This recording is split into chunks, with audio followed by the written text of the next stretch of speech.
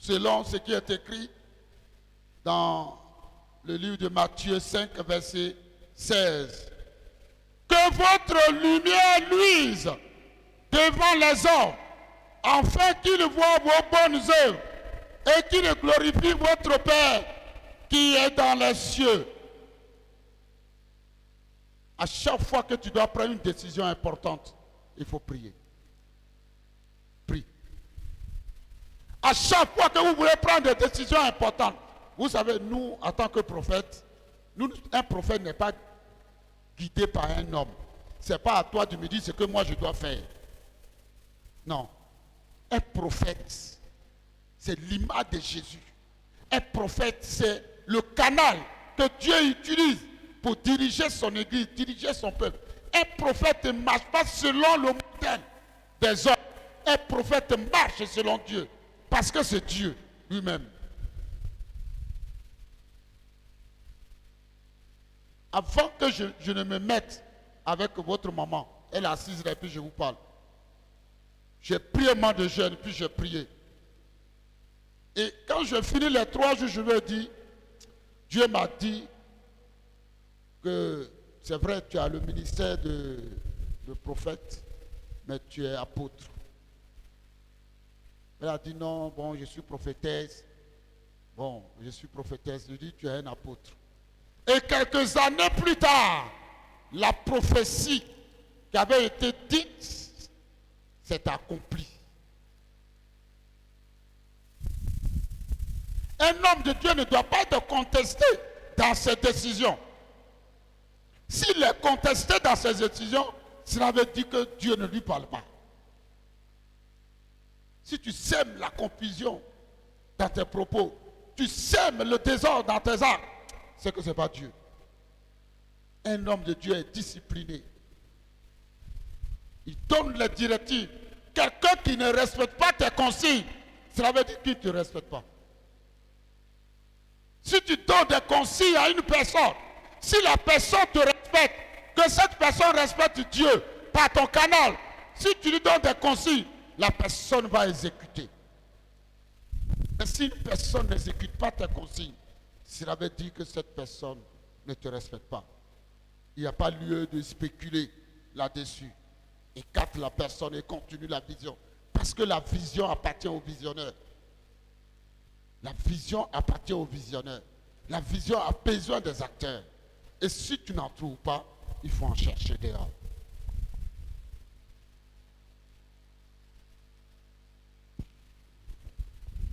Alléluia. Que votre lumière luise devant les hommes, afin qu'ils voient vos bonnes œuvres et qu'ils glorifient votre Père qui est dans les cieux. Alors, ne soyons pas, frères et sœurs, un scandale. Ne soyons pas un scandale. Parce qu'un scandale, ne soyons pas un scandale. Un scandale permettra à plusieurs personnes de se rétracter, de quitter les communautés. Ne soyons pas un scandale et un blocage dans le processus du salut de l'Éternel pour ceux qui veulent se réfugier en Christ. Dans les combats de votre vie, frère, le Seigneur Jésus-Christ est avec vous. Dis-le haut et fort. Dans les combats de tous les jours, le Seigneur Jésus-Christ est avec vous. Ce n'est pas le géant de la problématique qui importe, mais celui qui combat pour vous, avec vous et en vous, l'Éternel, plus fort que n'importe quel problème géant. Nous allons voir cela dans le livre de Romains 8, verset 31. Que dirons-nous donc à l'égard de ces choses. Si Dieu est pour nous, qui sera contre nous? Si Dieu est pour nous, qui sera contre nous? Si Dieu est réellement pour toi, qui sera contre toi? Ce que tu n'as pas pu réaliser durant les 10 mois écoulés, tout est possible, même à la dernière seconde, à la dernière minute. Dieu peut renverser la situation à ta faveur. Même le 31 décembre, quelque chose peut se produire.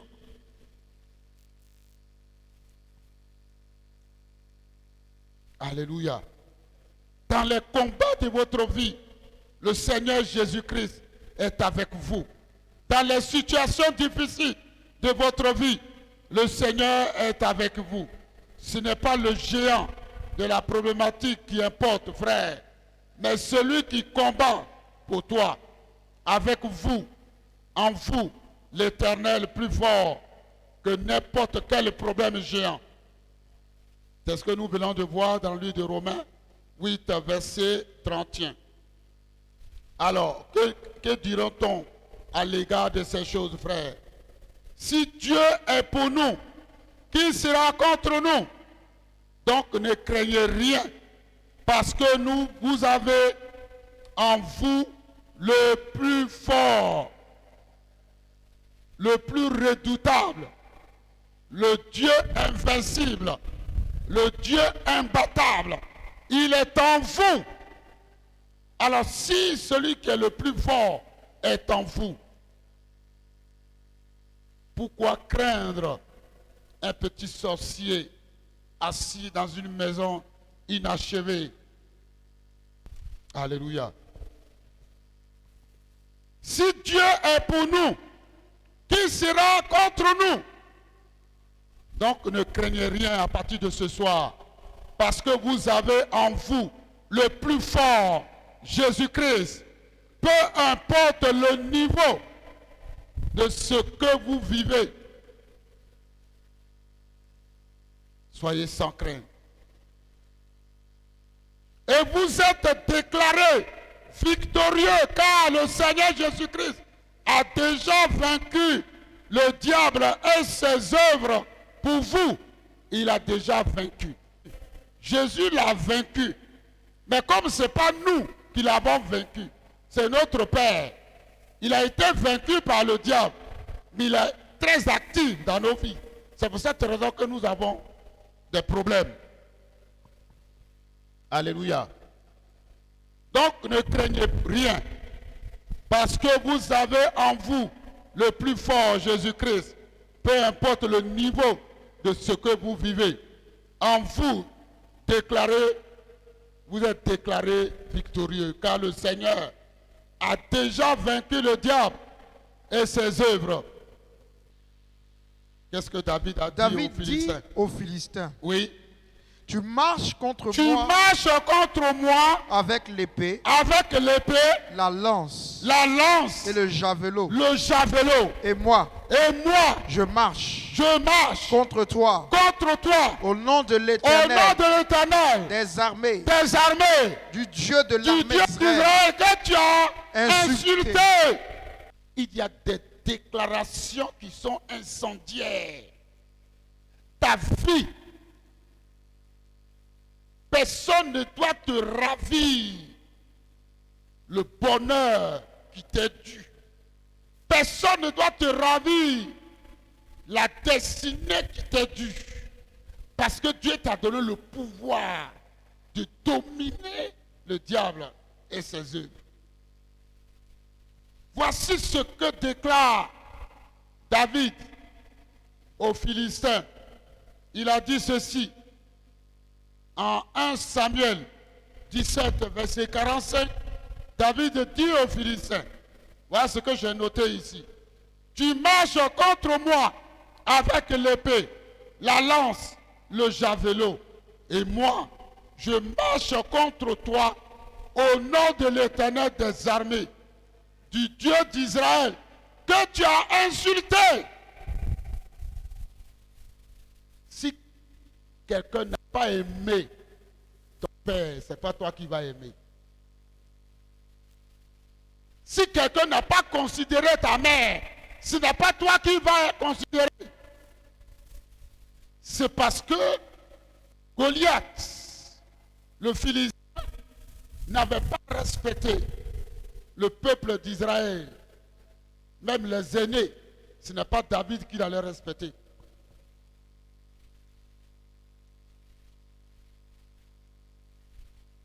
Dieu a déjà béni ta vie. Dès lors que tu as décidé d'appartenir à son royaume, il t'a déjà béni. Sur le plan spirituel, c'est déjà un acquis. Mais sur le plan physique, il y a encore des efforts à faire. Parce qu'il y a des blocages au niveau des hôtels familiaux, au niveau des adorations, de tes propres actions, de ce que toi-même tu fais dans le secret, de ce que toi-même tu déclares sur les autres. Le diable s'en sert pour bloquer le processus de ton élévation, bloquer le processus de ta restauration, à cause de tes actions, à cause de ce que tes parents eux-mêmes ont sémé, qui ont favorisé les actions de Satan dans ta vie. Et aujourd'hui, tu n'arrives pas à décoller, tu n'arrives pas à concrétiser certaines actions.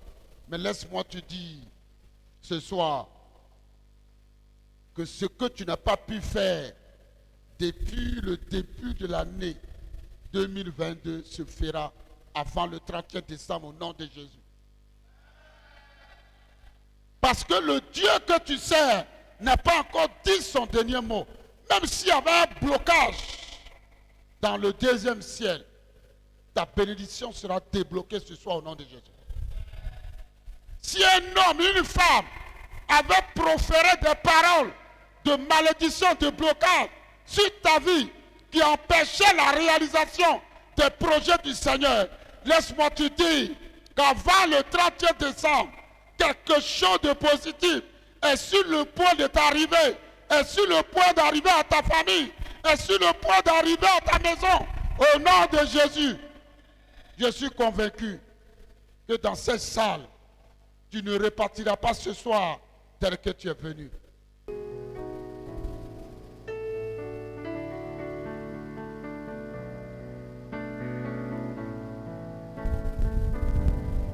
Je veux m'enraciner en toi, Jésus. Je veux m'enraciner en toi, Jésus. Quand viendront le vent et la tempête, donne-moi de résister. Viendront le vent et la tempête, donne-moi de résister. Père éternel, de la même manière que Bartimée est sorti de l'isolement, de la même manière, Bartimée est passé de l'isolement à la visibilité. Père éternel, que mon identité soit révélée ce soir. Que mon identité soit révélée. Que mon identité soit révélée. Que mon identité soit révélée. De la même manière que Bartimée est sorti de la maladie. De la même manière que Bartimée est passé de la maladie à la guérison. De la même manière que Bartimée est parti de la limitation à la restauration. Père éternel, restaure ma vie ce soir. Restaure ma vie ce soir. Que de nouvelles opportunités apparaissent. Que de nouvelles opportunités apparaissent. Apparaissent dans ma vie. Que de nouvelles opportunités apparaissent dans ta vie. Au nom de Jésus. De la main même manière que Bartimée est sorti de la maladie, que toute maladie dans ton corps sèche ce soir. Sèche ce soir. De la même manière que Bartimée est passé de la maladie à la guérison. Que ta fille soit guérie ce soir. Que ta famille soit guérie ce soir. Que toute maladie familiale prenne fin ce soir. Que toute souffrance familiale prenne fin ce soir. Prenne fin ce soir. Que toute souffrance familiale prenne fin ce soir. Dans ta famille, dans ta maison, dans ton environnement. De la même manière que Bartimée est parti des échecs à la réussite. Que la réussite soit ton partage. Que la restauration soit ton partage. Que l'élévation soit ton partage.